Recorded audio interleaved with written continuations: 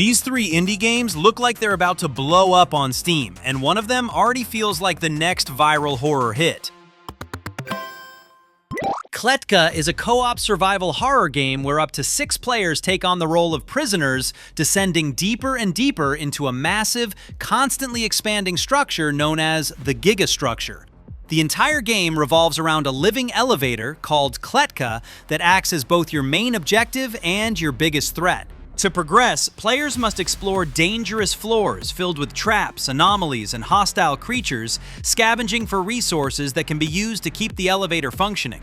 The key mechanic is that the elevator must be continuously fed with fuel or other materials, and if it isn't maintained, it can turn on the players themselves.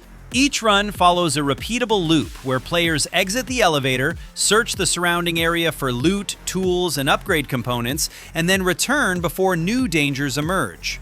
The layout of the structure and the threats inside it can vary, creating a semi-randomized experience that forces players to adapt rather than rely on memorization.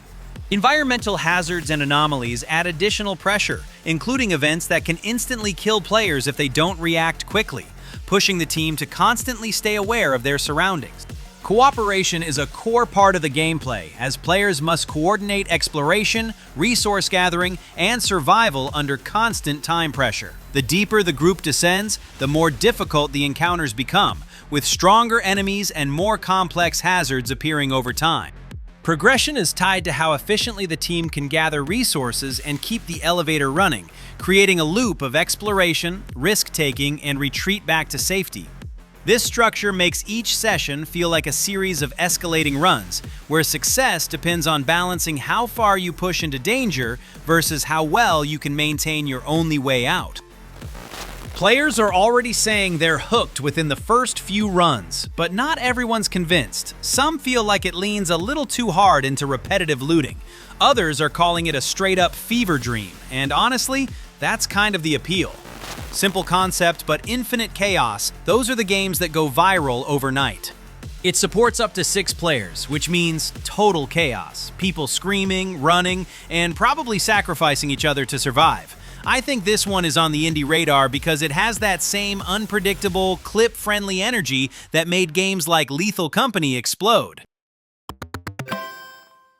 Next up, this one looks cute for about 5 seconds and then it gets really disturbing. This is Winnie's Hole, or aka Winston's Hole, developed by Twice Different, and it's basically a body horror game disguised as something way more innocent. The whole game revolves around managing what's happening inside this character, but things start mutating fast. Winnie's Hole is a roguelite strategy game where you play as a virus living inside Winnie's body, spreading through his internal systems and gradually mutating him over time. Each run takes place across procedurally generated regions inside the body, where you explore by placing virus-shaped blocks to expand into new areas, collect resources, and uncover different paths forward.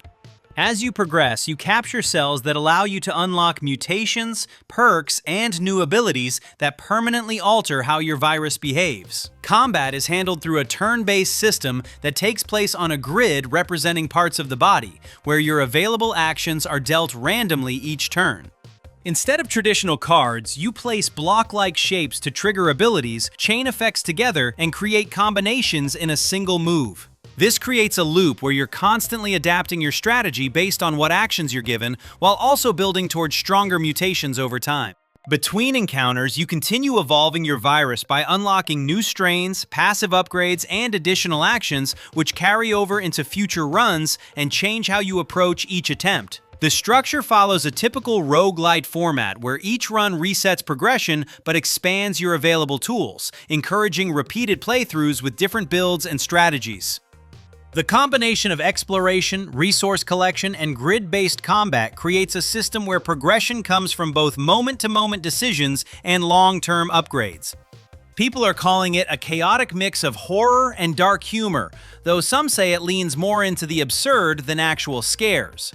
The internet is obsessed with how weird this game is. Some people love it, others think it's just straight-up chaos. And weirdly, that's exactly why people are clicking on it. And this last one feels way bigger than it should for an indie game. This is Operation Outbreak, developed by Dreadmyth Games, a multiplayer survival shooter where everything goes bad very quickly. Operation Outbreak is a short first-person survival horror shooter where you play as the lone survivor of a failed military patrol in a city overrun by a viral outbreak. After your squad's vehicle is destroyed, your objective is to navigate through the infected city and reach an extraction point, guided by a radio operator while avoiding or confronting fast-moving zombies along the way. The gameplay is built around a linear, mission-based structure where players move through a series of connected environments, including open streets and tight underground tunnels. Combat is intentionally limited, with most encounters forcing you to decide whether to fight or avoid enemies based on your available resources. The core loop involves advancing through the environment, clearing or bypassing threats, and searching for essential items needed to survive the next encounter. Resource management is a major part of the experience, as players are equipped with a basic pistol and very limited ammunition, along with scarce healing items and tools like night vision. Because supplies are restricted, every action, whether it's firing a shot, healing damage, or exploring a darker path, requires careful consideration. This creates a slower, more tactical pace where survival depends on efficiency rather than constant combat.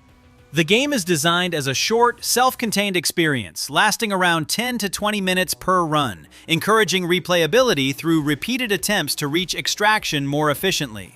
Difficulty comes from enemy speed, environmental visibility, and resource scarcity, pushing players to adjust their approach each time. This creates a focused loop of movement, decision-making, and survival under pressure, where the goal is not just to reach the end, but to manage limited resources well enough to get there. Early reactions to this one are a bit mixed, and honestly, that's not surprising.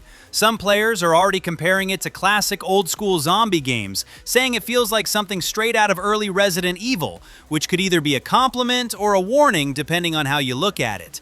At the same time, not everything is landing. Some early gameplay impressions are pointing out performance issues, with one player saying the lack of optimization is one of the biggest problems right now. One thing to keep in mind, this is a solo student project built in just a few weeks, and it's completely free. So yeah, it might feel a little rough in places, but that context definitely matters.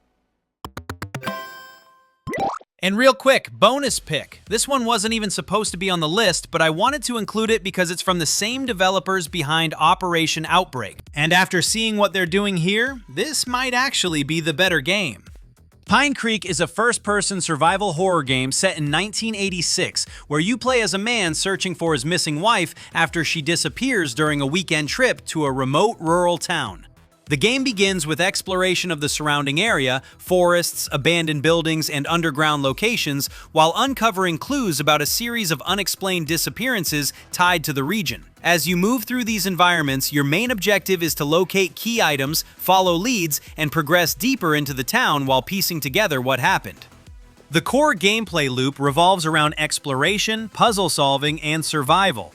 Players search for resources and important items needed to unlock new areas, while solving environmental puzzles that can change each time a chapter is replayed. These puzzles are often tied to objects in the world, requiring players to observe their surroundings closely and use environmental clues like notes or hidden documents to progress forward. Stealth plays a major role in how the game is experienced. Throughout the night, players are hunted by alien entities that patrol the environment and react to movement and noise. Direct contact results in immediate failure, so the focus is on staying hidden, using cover, and creating distractions to avoid detection. This creates a loop where players move cautiously through each area, constantly balancing exploration with the risk of being spotted. Progression is structured around chapters, with each section encouraging replayability through randomized puzzle elements and changing scenarios. As players advance, they encounter new locations, characters, and story elements that expand on the mystery behind the disappearances and the alien presence in the town. This creates a steady cycle of exploration, avoidance, and discovery, where the tension comes from navigating unfamiliar spaces while trying to survive long enough to uncover the truth. Even from just the trailer, people are already locked in, especially because of the alien design. Some are saying it feels more real than AAA horror, which is a wild statement this early. If you're into games like Alien Isolation or Outlast, this is one to keep on your radar. It's still listed as coming soon, but this is exactly the kind of indie horror game that can blow up overnight once streamers get their hands on it. Right now, early buzz around this game is actually pretty promising.